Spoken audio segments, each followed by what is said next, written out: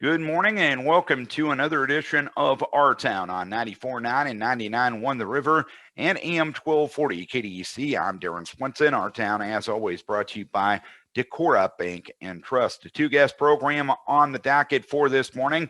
We'll get an update on what's going on in the city of Decorah with Decorah Mayor Lorraine Borowski. But our first guest this morning will be Shelby Henkleman from Helping Services for Youth and Family.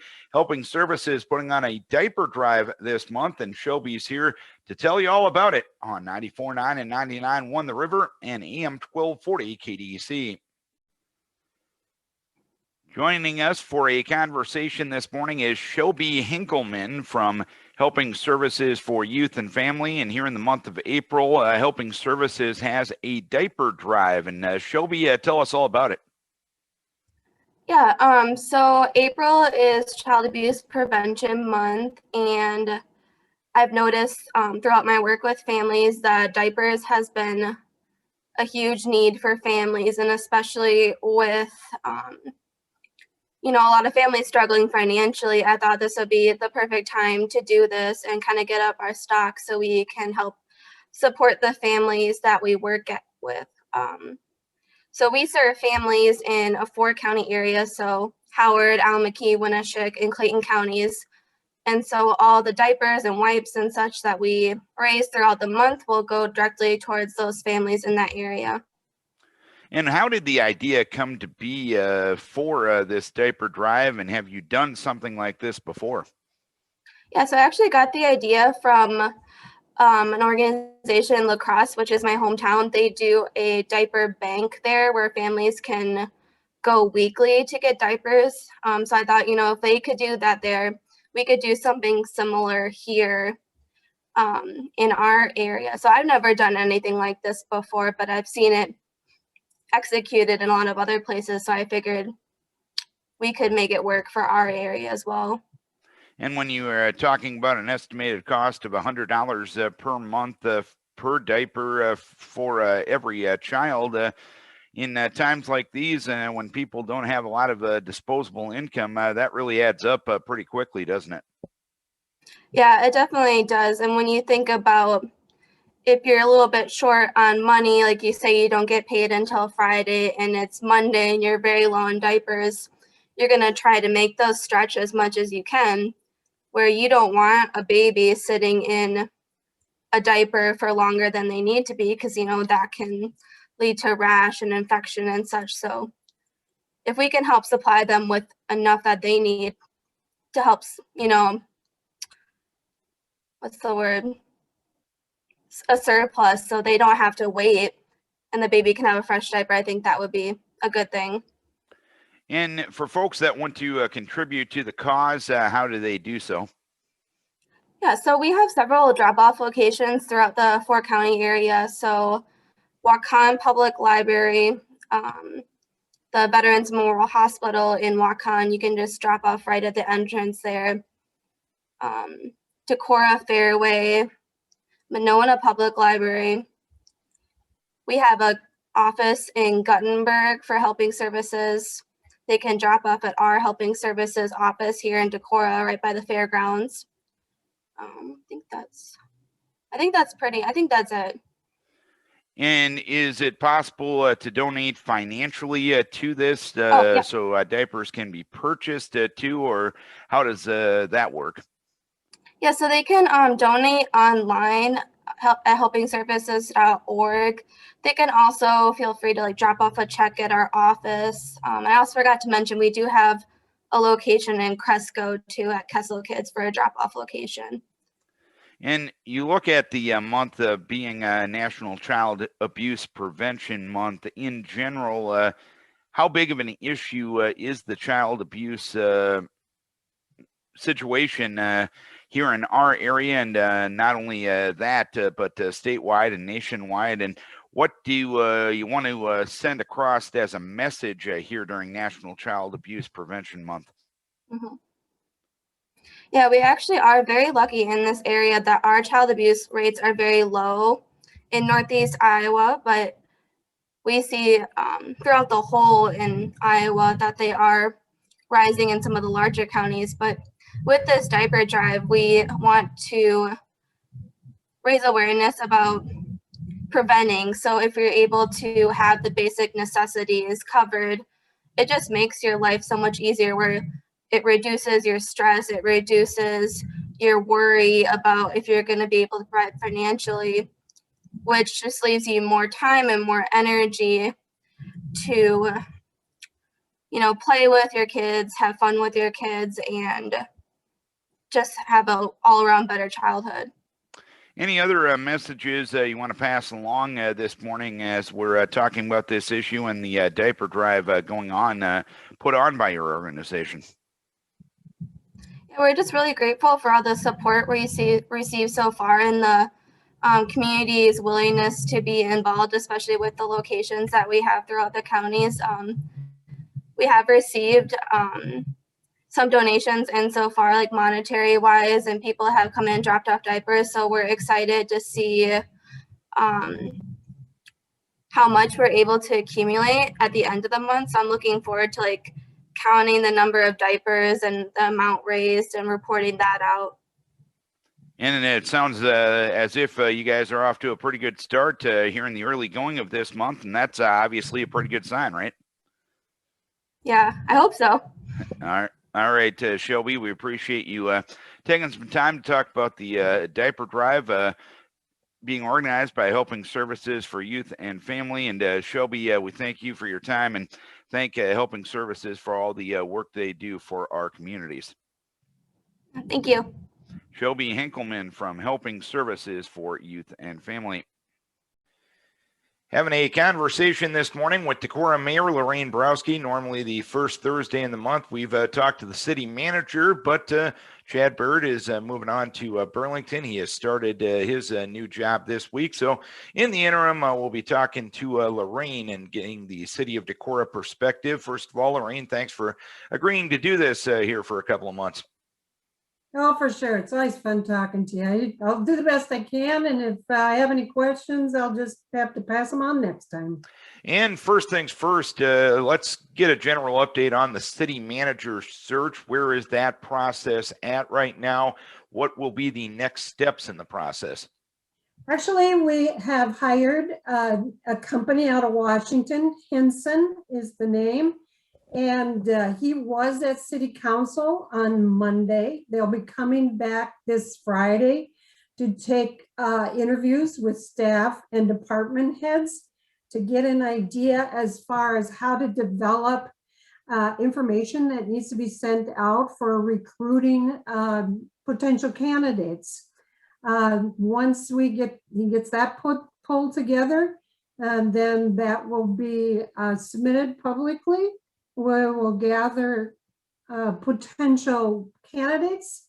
They'll be reviewed and then they will be interviewed. That interview process will include having site visits, town visits, hopefully being able to have a public gathering where people can come and learn the candidates and who they are.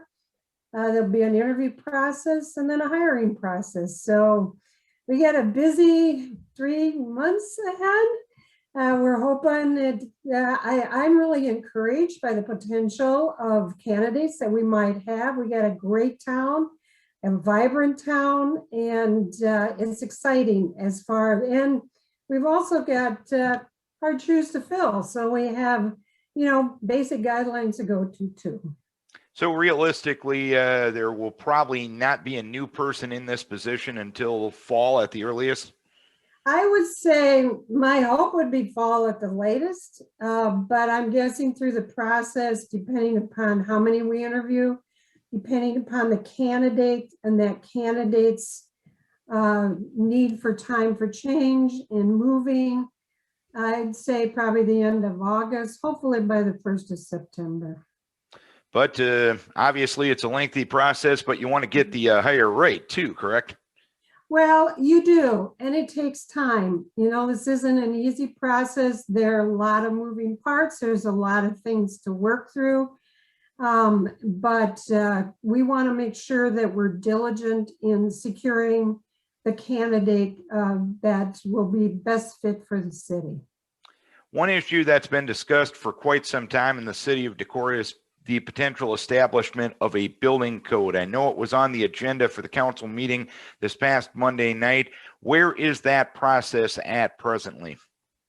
Currently, we had hired Greg Swanson as the building inspector, and he is working now.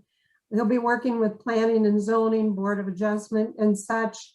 The building inspection code did pass on Monday. The building fees did pass. He's done a great job of getting information out. You know, he's met with contractors and such. We fully understand this is a brand new program. It's never been done. There hasn't been guidelines to follow. So we know that we'll be going gently into the process. But any questions people might have, they can call City Hall at Greg's number. You can get that on the website or call City Hall. It's great. He's very qualified in what he's doing. He's also, you know, he's excited and, you know, cautious because it is something that's new.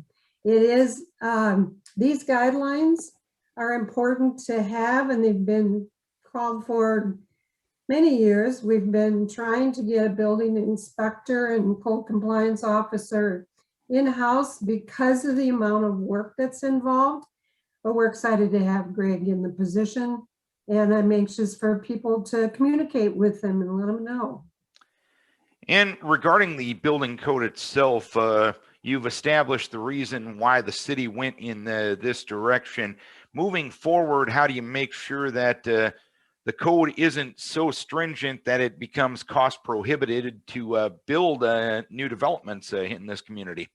That's an excellent question, Darren. Obviously, because of the housing shortage we have, because of the extent of the expenditures for buildings, which has risen during the pandemic. But we feel that it's communication, and contractors, potential builders need to communicate with Greg. He's not there to be our armed force. He's there to assist. And so it's really key that they work closely with Greg and communicate their needs and desires. And I think it's really important for them to look ahead if they're planning projects because of what it might take to get things in place. It's not possible for somebody to come in and expect to be having their building approved or worked on in a week or a weekend or whatever. So it really is key that those people that want to build think about it ahead, contact Greg, get the information they need so that their process goes smoothly. And I think you put it in a very interesting way. Greg is there to be of assistance rather than to be the punitive force of city government. Where is that fine line, and how do you make sure that the assistance role is sold instead of people feeling like it's a punitive thing, because it is something new and sometimes a change is difficult? That is, and I'll just go back to the comment that, you know, Greg is there to offer information, to offer guidance, and that it's key that they work with him. And of course, we know that going forward, it is something new. We also know that there's people that have really wanted these type of guidelines when they think about building.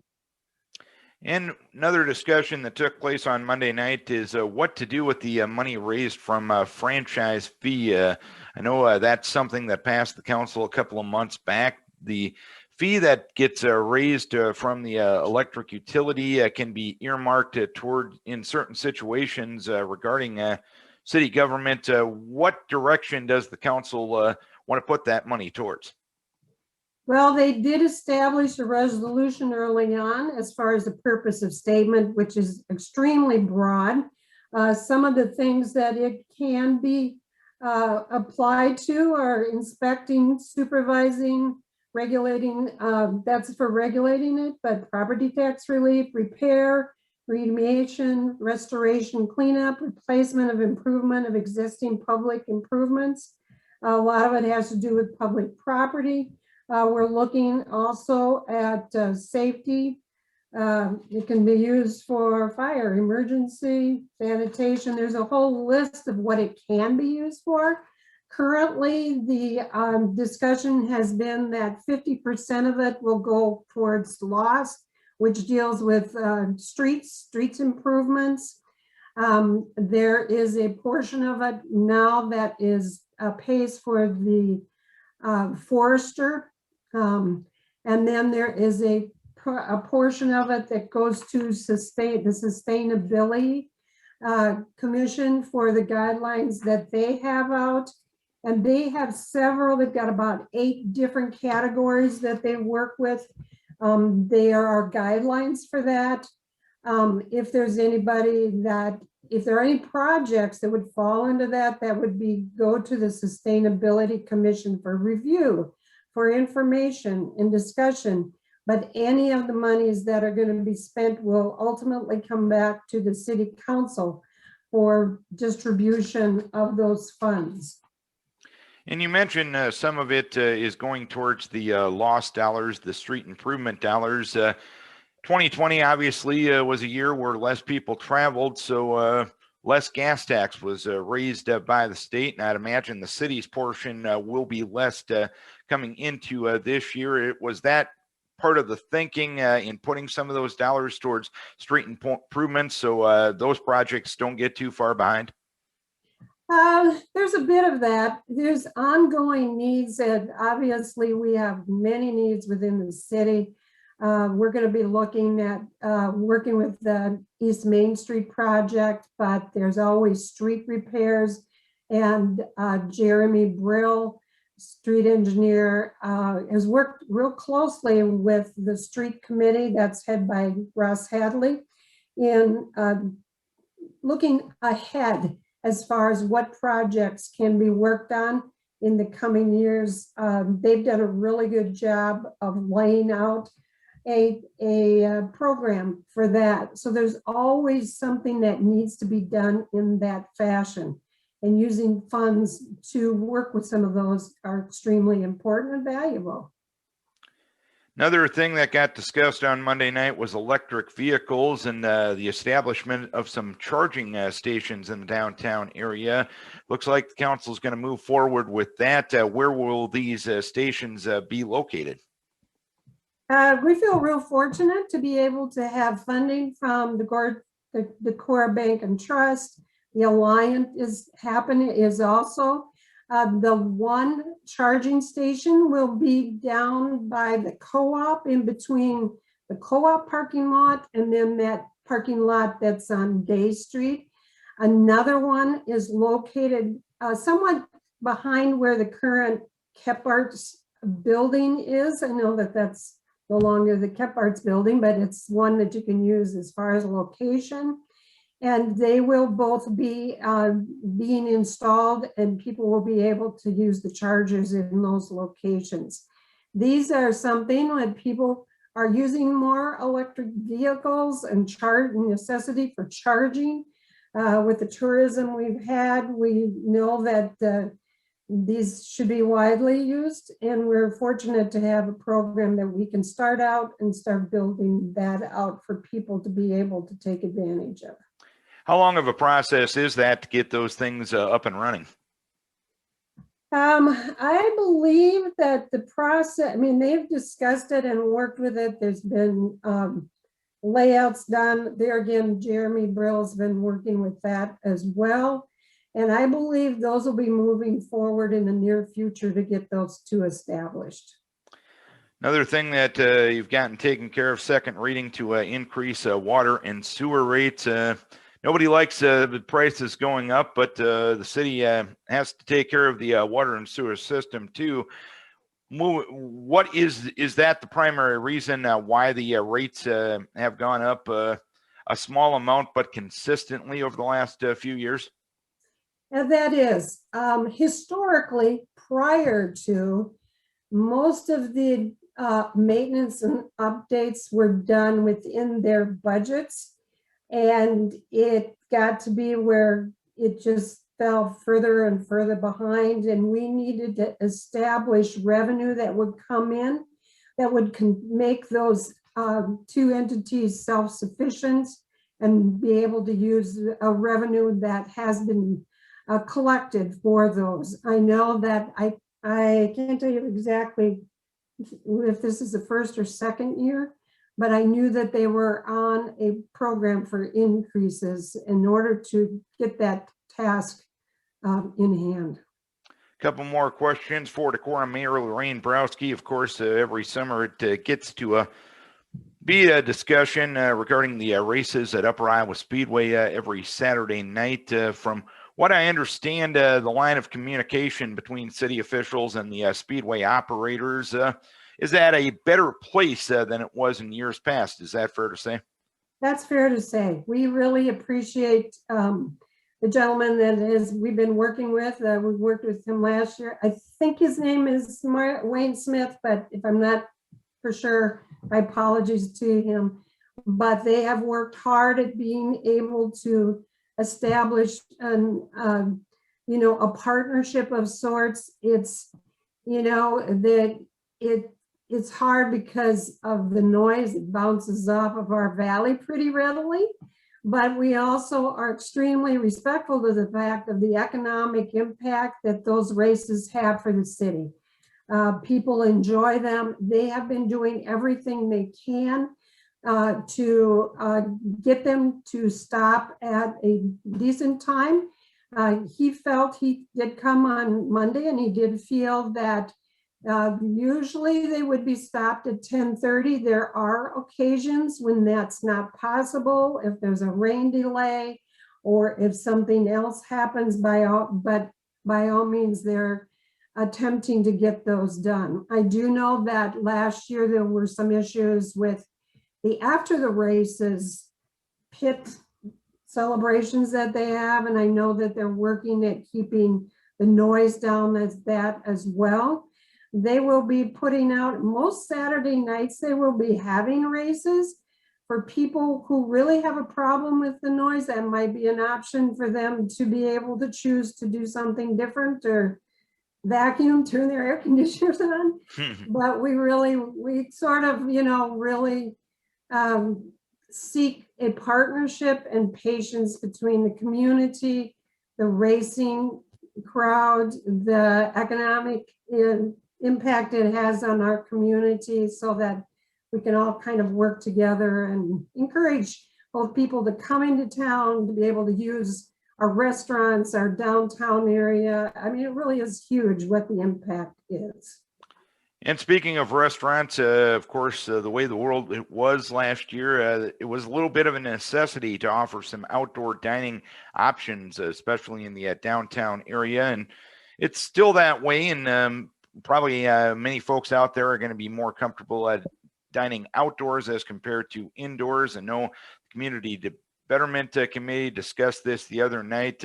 Where is the city at with allowing folks to maybe a little more space to have some outdoor dining? I think that, that's a balancing act of sorts when you're looking at the downtown, the amount of parking that's used down there for the businesses and such. And there again, we're working closely, I believe, with Jeremy and his crew as far as the street department, where to put bicycle racks and stuff. We're trying to be as respectful as we can, but we also feel that it's important that these restaurants and the businesses themselves have the opportunity to have the crowds downtown to help support and at least get some kind of a balance for them since they were closed for last year. I think it's been super what restaurants have done and been creative and been, attempting to support themselves through the time. We're hoping to be able to continue to have that downtown. I know they were looking potentially at having some of the bike racks, maybe not right in front in downtown, but maybe on a side street of sorts, but which would allow more both parking and usage for the restaurants. but it's been key. I know when we worked with the downtown people that came for suggestions, it was key to be able to provide the type of entertainment and the need for being out and about. That also, once again, I mean, it's really key for our economy to be able to have businesses that are going to be able to sustain, but also meet the needs of the citizens that come to our town. And final question for you, ever since early September of last year, the city has had a mask mandate. It is not a state mandate anymore, but the city of Decorah has kept their mandate in place. I believe it was Councilman Zittergruen that has said a couple of times that maybe we need to get some numbers, some guidelines out there that maybe establish a goal to remove that mask mandate. Where is that conversation at right now? We had a good conversation at the Betterment Committee after the City Council meeting. We are encouraged by, first of all, the decrease in the percentages that we're seeing. We're starting to feel somewhat confident with the increase of vaccines that are coming into the area. And we are concerned about the fact that now it is opened up where anybody can get a vaccination if they wish, but the key is really getting the vaccinations into the community. I can't speak enough for the Winnebago County Public Health and the work that they have done. I've attended those board meetings. They work hard at getting those distributed. I know that there is a Johnson & Johnson batch that's coming in, and that's going, their key for those are going to be all of the companies in the area that, and businesses that can get shots. So, but the council at this time still feels that the mask mandate, be it as it may, has had an effect on the number of people that have had the virus.